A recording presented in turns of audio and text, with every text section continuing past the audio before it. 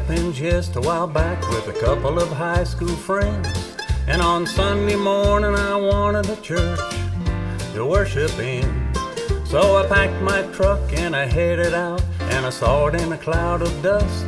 It was the Ebenezer Fellowship Non-Denominational Baptist Free Will Church. When I walked in, it was time to start, and that little church was packed. There was only one seat on the very front row, even though I wanted the back. So I walked right down and I took a seat, and a hush fell over the place when a sweet little gray-haired woman walked up and said, "Boy, I have something to say."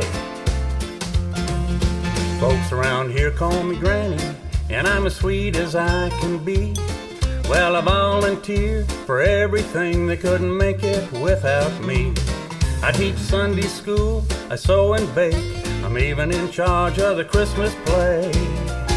And there's only one thing I ask in return, a lesson you should learn.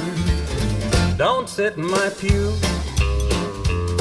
you know it belongs to me. I've been sitting right here for at least 40 years, and that's the way it's gonna be.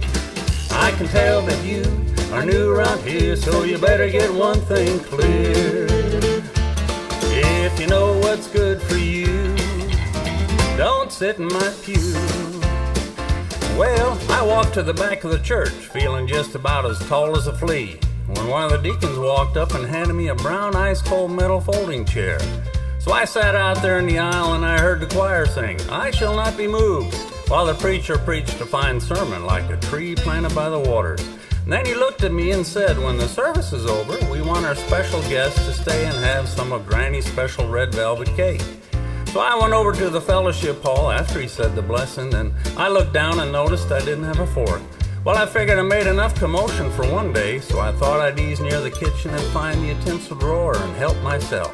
Well, that's what I did, but just about that time I opened the drawer, someone spun me around. It was Granny.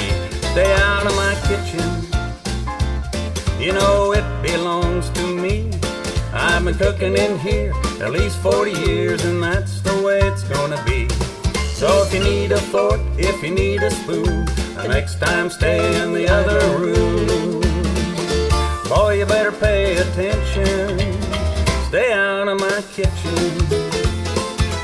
Well, and then she reached up and kissed me on the cheek and said, "Granny sure hopes you come back next week.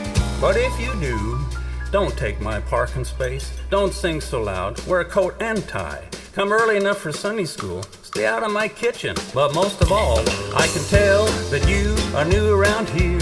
Let me make one thing clear. If you know what's good for you, don't sit in my pew. And remember, Granny loves you."